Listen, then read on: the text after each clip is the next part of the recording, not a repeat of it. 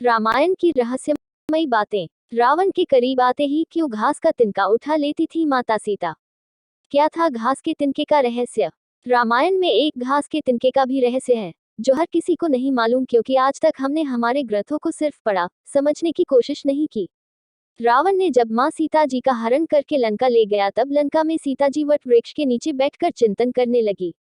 रावण बार बार आकर माँ सीता जी को धमकाता था, लेकिन माँ सीता जी कुछ नहीं बोलती थी। यहाँ तक कि रावण ने श्री राम जी के वेशभूषा में आकर माँ सीता जी को भ्रमित करने की भी कोशिश की, लेकिन फिर भी सफल नहीं हुआ। रावण थक हार कर जब अपने शयन कक्ष में गया तो मंदोदरी ने उससे कहा, आप तो राम का वेश धर कर गए थे, फिर क्या हुआ? रावण बोला, जब मैं राम का रूप लेकर सीता के समक्ष गया तो सीता मुझे नजर ही नहीं आ रही थी। रावण अपनी समस्त ताकत लगा चुका था, लेकिन जिस जगत जननी माँ को आज तक कोई नहीं समझ सका, उन्हें रावण भी कैसे समझ पाता। रावण एक बार फिर आया और बोला, मैं तुमसे सीधे सीधे संवाद करता हूँ, लेकिन तुम कैसी नारी हो कि मेरे आते ही घास का तिनका उठाकर उसे ही घूर घूर कर देखने लगती हो?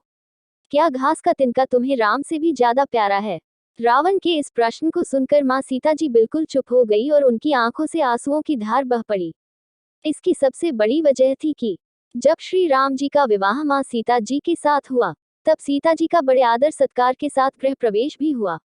बहुत उत्सव मनाया गया। प्रथानुसार नववधू विवाह पश्चात जब ससुराल आती है तो उसके हाथ से कुछ मीठा पकवान बनवाया जाता है, ताकि जीवन भर घर में मिठास बनी रहे। इसलिए माँ सीता जी ने उस दिन अपने हाथों से घर पर खीर बनाए और समस्त परिवार, राजा दशरथ एवं तीनों रानियों सहित चारों भाइयों और ऋषि संत भी भोजन पर आमंत्रित थे। माँ सीता ने सभी को खीर परोसना शुरू किया और भोजन शुरू होने ही वाला था कि जोर से एक हवा का झोंका आया।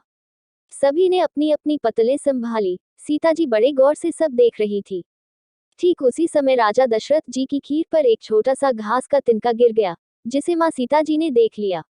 लेकिन अब खीर में हाथ कैसे डालें, ये प्रश्न आ गया। माँ सीता जी ने दूर से ही उस तिनके को घूर कर देखा, वो जलकर राख की एक छोटी सी बिंदु बनकर रह गया।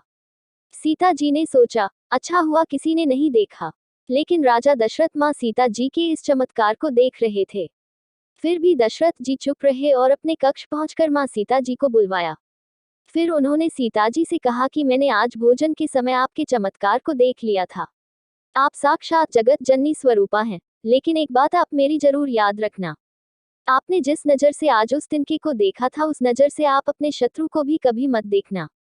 इसीलिए माँ सीता जी के सामने जब भी रावण आता था तो वो उस घास के तिनके को उठाकर राजा दशरथ जी की बात याद कर लेती थी। तृण धरोट कहत वैदेही, सुमिरि अवधपति परम स्नेही। यही है उस तिनके का रहस्य। इसलिए माता सीता जी चाहती तो रावण को उस जगह पर ही राख कर सकती थी, लेकिन राजा दशरथ जी को दिए वचन एवं भगवान श्री राम को रावण वध का श्रेय दिलाने हेतु वो शांत रही। ऐसी विशाल हृदया थी हमारी जानकी।